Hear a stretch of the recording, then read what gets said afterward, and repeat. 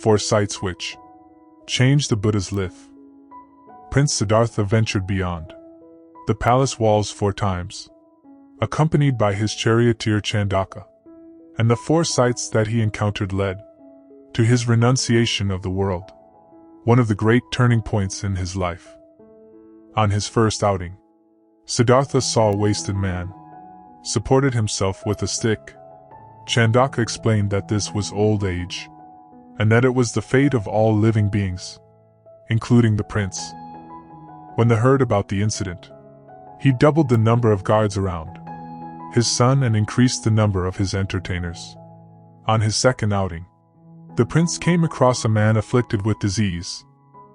Again Chandaka informed him that this misfortune can strike all living beings, including the prince. On his third outing, the prince saw a corpse, and Chandaka then discussed with him the nature and meaning of death. At the palace, Siddhartha became broody.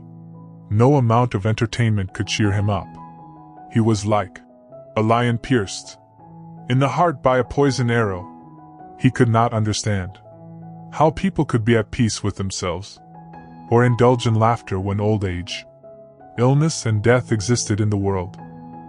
Years later he would teach that such suffering is always present, and would offer a solution to this predicament. On his final outing, Siddhartha saw a monk carrying a begging bowl. Chandaka told him that this man had abandoned the household life, and had gone forth to lead the holy life of an ascetic, in search of truth and happiness. There and then Siddhartha resolved to do the same. According to legends about Sakyamuni Buddha's life, shortly after his birth a fortune-teller predicted that he would become a great king unless he encountered the 4 sights. 1. A sick person. 2. An old person. 3. A corpse. And 4. A world renouncer. The first 3 symbolize the harsh realities of cyclic existence, in which beings become sick, grow old, and die. And the 4th indicates the way to escape this, by renouncing the world and seeking liberation. According to tradition accounts, his father Suddhodana tried very hard to prevent him from encountering these sights, but was unsuccessful. The young prince went out into the town of Kapilavastu on 4 occasions, and during each of these, he was confronted by one of the 4 sights. He subsequently resolved to leave his father's palace and become a world renouncer.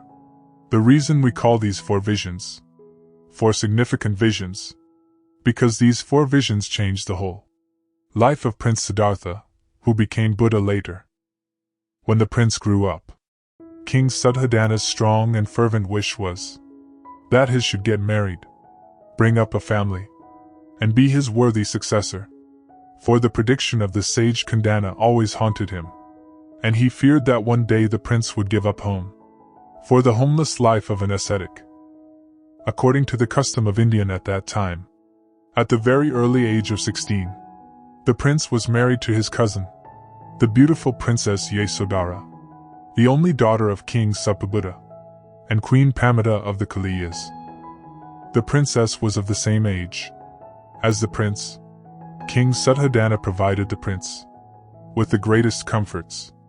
The prince had, so the story tells, 3 palaces, one of each for the Indian year's 3 seasons.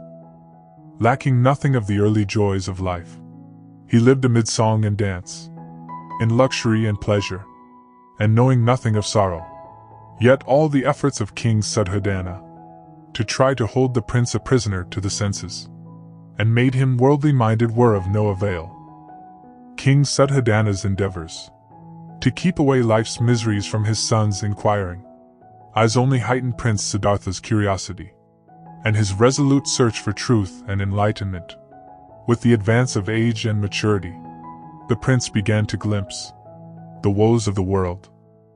On one occasion, when the prince went driving with his charioteer Kanna to the royal garden, he saw to his amazement what his eyes had never beheld before: a man weakened with age, and in the last stage of aging, crying out in a mournful voice, "Help, master! Lift me to my feet. Ho, help! Or I shall die before I reach my house. This was the first shock the prince received. The second was the sight of a weak man, mere skin and bones, supremely unhappy, forlorn, hopeless, suffered, and depressed. He was suffering a serious illness.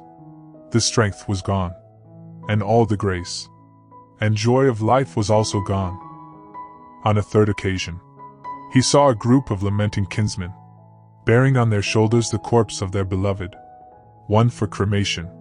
These woeful signs, seen for the first time in his life, deeply moved him.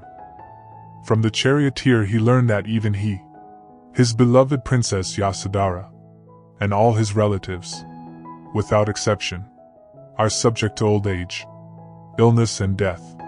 Soon after this the prince saw a recluse moving with slow and imposing majestic steps, downcast eyes, calm and serene, aloof, away from the world, and independent. He was struck by the serene countenance of the man. He learned from Channa that this recluse was one who had abandoned his home to live a life of purity, to seek truth and answer the troubles of life. Thoughts of renunciation flashed through the prince's mind, and in deep contemplation on the way home, the heart-throb of suffering, human beings found a responsive echo in his mind.